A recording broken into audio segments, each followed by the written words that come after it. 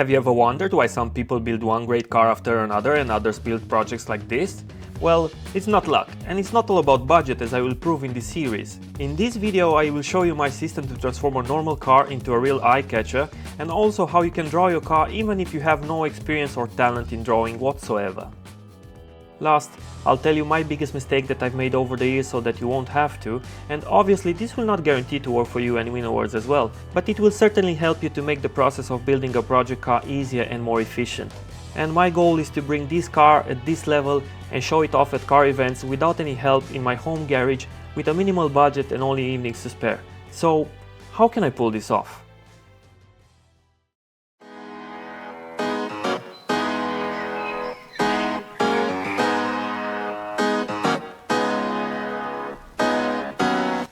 Before I pick up any tools, my work starts right here, with the most important part of a project.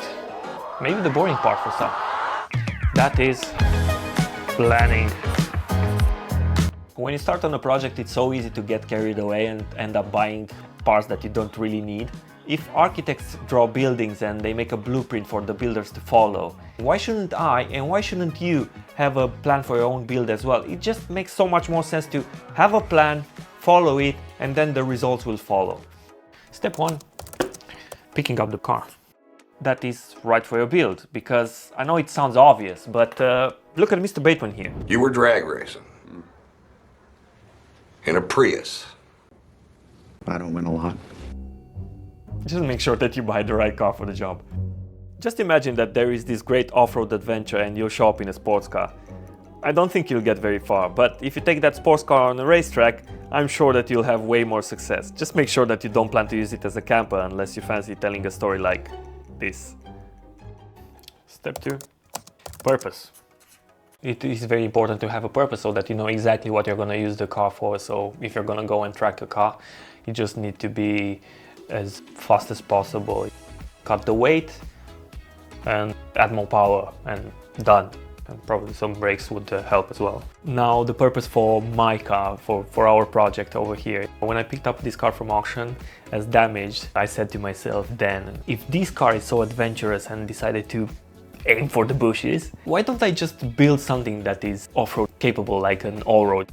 At that time I had no idea about this new trend now with the supercars that go cross-country. Now 3 years later we have the Lamborghinis and the Porsches, but it doesn't really matter, even though I'm gonna maybe look like a copycat. I don't care. It's like manufacturers copy themselves all the time. I mean, someone comes with a tablet and then all of a sudden everybody's with big tablets on their dashboard. So it's just the trend. It's in everything. And this is how life goes. You pick up an idea from someone else and then you make a twist and you say, oh, I can do it better, and then you put your own input into it, and then all of a sudden it's something new. It's your own. So this is how it works. It's always been like this. Nobody is born already taught with something. Now you have collections of information that you pick up from here and there and here and there, and then you put it together, and then you'll end up with your own creation. And this is how it goes. And it's going to be exactly the same for me. I'm not reinventing the wheel in any way whatsoever.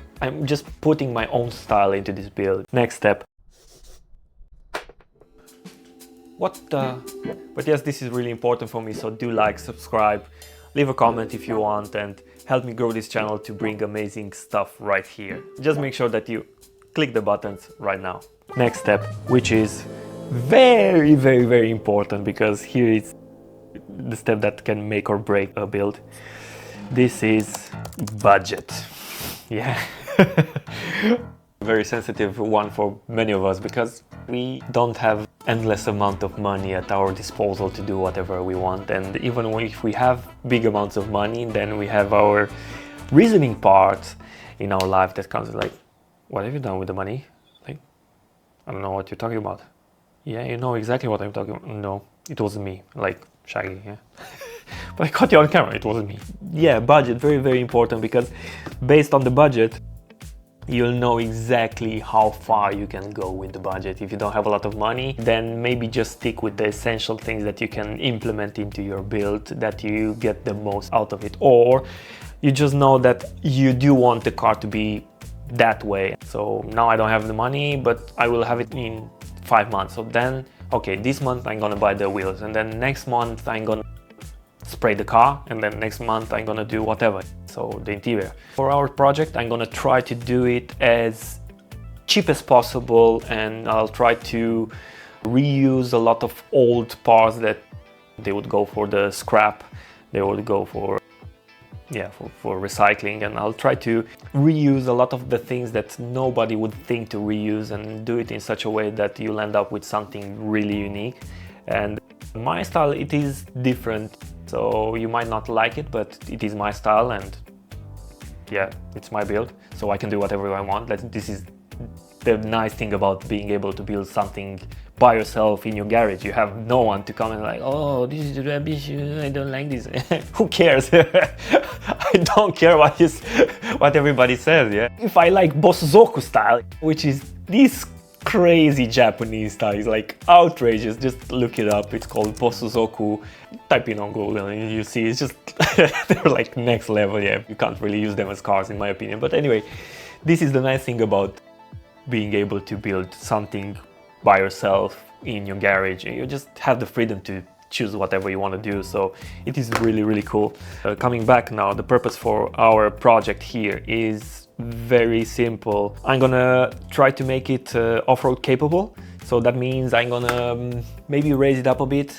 I'm gonna try to put all-terrain tires so that you have a bit of grip, and it would be nice to actually have, for a change, a sports car with chunky tires that if you have a curb and you hit the curb, you won't feel like, ooh, I've just crashed the new wheels. No, it'll be fine. You just touch it a bit with the tire and you'll be on your way without any bad feelings. As for the interior, you want to have it as nice as possible. This is just for me.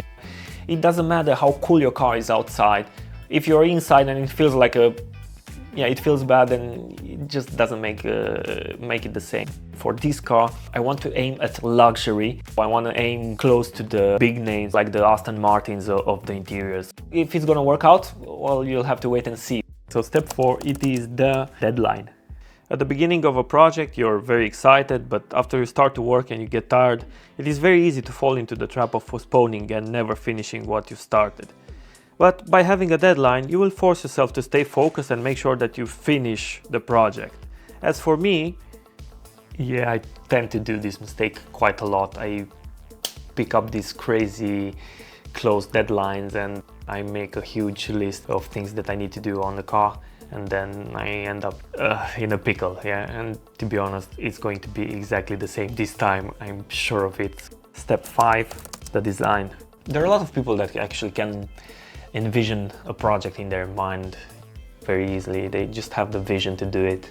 It doesn't matter if it's landscaping or if it's interior designing or cars design or just fashion. Yeah, it's just there are people that have a great vision and can see things without seeing a picture or an inspiration, yeah, which is great for them. Luckily for me, I do have that as well, but it is also very, very important for me to have something physical to look at, because first of all, sometimes you get it wrong in your head, and second of all, when you work by yourself, it is very easy to quit. Let's put it like this, because you get tired, you get frustrated, nothing works, and then you just want to quit. But by having this in front of you, every single time when you're feeling down, you're just gonna have a look at it and it's like, wow, you know what, this is why I'm doing this. So yeah, it's really, really cool. You can actually do the design in a few ways, either on a computer and have a render, or you can Photoshop and then you can have an idea. But today I'm gonna do it the basic way, which is on a piece of paper. So I'll put the plan to the side. This is a trick that I'm gonna show you in case you don't have the talent or you don't have the skills to do a sketch. I'll use the laptop or whatever screen you want, and then you just place the paper on top and you trace. Just gonna take a pencil. I'll take my laptop, look, I'll do it like this, just to make it easier. Sketching is like any other thing. You need practice, and the more you practice, the better you get. For this exercise, maybe you don't have the experience to do this, so if you don't have the experience, this is just the simplest way to actually get the shape of the car that you have on paper and then start sketching or drawing whatever you want. So what I'm going to do now, I'm just going to outline the basic shape of it, and then from there I'm going to work what I want to do. I'm gonna do very easy tracing. I'm not gonna do very hard ones. I just want like the basic shape. You'll see now that it's going to look dodgy, but it doesn't really matter. I should have a rough shape of the car. What I'll do now is get the lines better because they're a bit all over the place. I'm just gonna start to erase the lines. And after I erase them to the point where I can barely see them, I can redo them much better.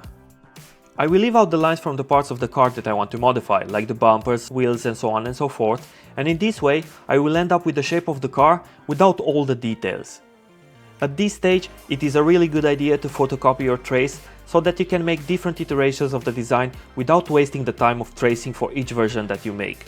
After I chose a design that I like, I'll copy that again and I will start to color them differently until I decide on one color scheme, keeping in mind that the interior should be complementary to the exterior.